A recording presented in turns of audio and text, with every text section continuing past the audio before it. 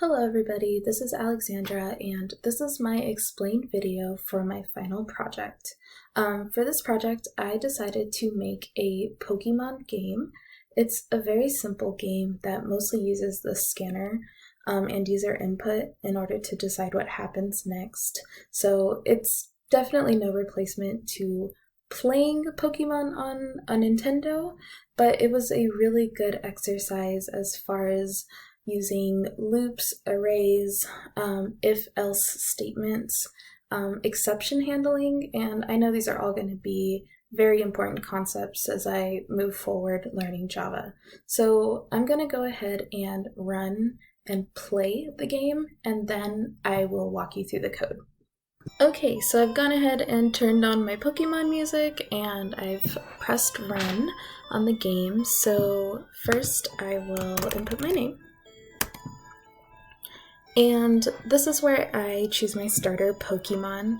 I actually threw in the exception handling here, so you can't put in a random number or anything outside 1, 2, or 3, so I'll go ahead and choose Bulbasaur. Okay, and your very own Pokemon legend is about to unfold, a world of dreams and adventures, the Pokemon awaits, let's go. So the first part of the game here is where a wild enemy appears and you get to decide what to do next. So I'll go ahead and attack. So 1. So this is what happens. Bulbasaur used Body Slam to attack Growlithe for 4 damage. So these are actually here random numbers. I actually used the random class to kind of randomize how much damage you would take and how much damage you can give. Another part of the game is that you can use items, and that actually just adds 20 HP so that you can play longer. The last thing you can do is run. So it'll tell you that you ran away from the enemy you're fighting and a new one will appear. So I want to show you what happens when either you or the character dies. So I'll just keep attacking. So 0 damage and 0 damage. Okay, so Vulpix was defeated. I have lots of HP left. What would I like to do? I'll continue fighting. And then I'll just keep attacking until my HP diminishes. So just killing everyone left and right.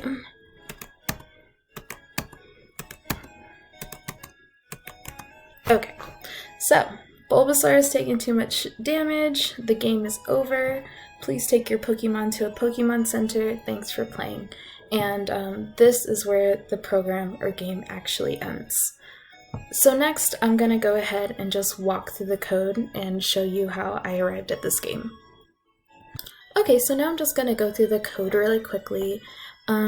First thing I did was import the random scanner and input mismatch exception classes that I need.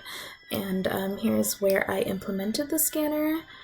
I also created string arrays for the type of Pokemon and the type of moves that show up in the game. I've initialized my variables here. So this was all the first thing I did. Next, here is where you input your name and you choose your starter. This is the exception handling that I was able to do, and throughout this game there was plenty of opportunity to put more, so that'll definitely be an improvement on this game in the future.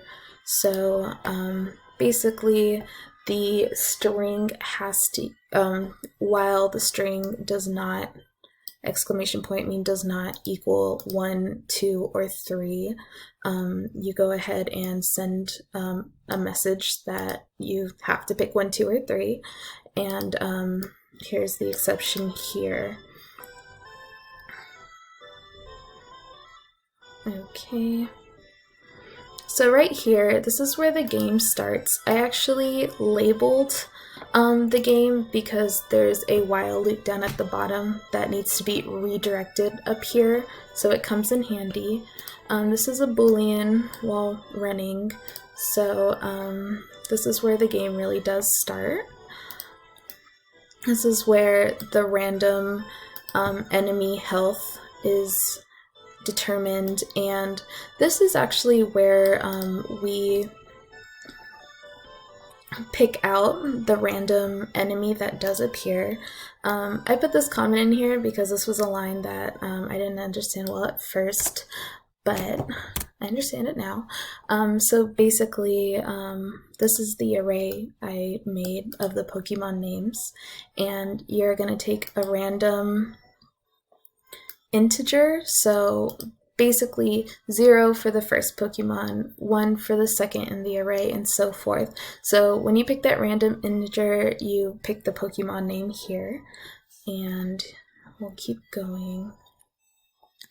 And basically what I did, for every input, I basically used an if-else statement. So if input equals 1, this happens.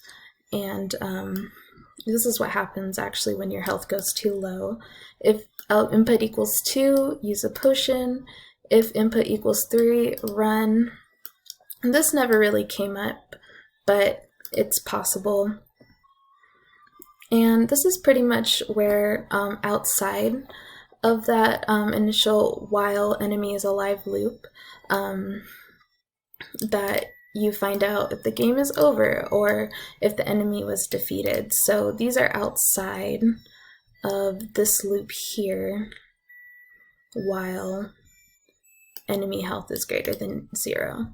So basically that's how the game works. It's very straightforward. If you pick this number, this happens. If you pick another number, this happens. So I had a lot of fun making this project. Please let me know in the comments if you have any questions. Thanks!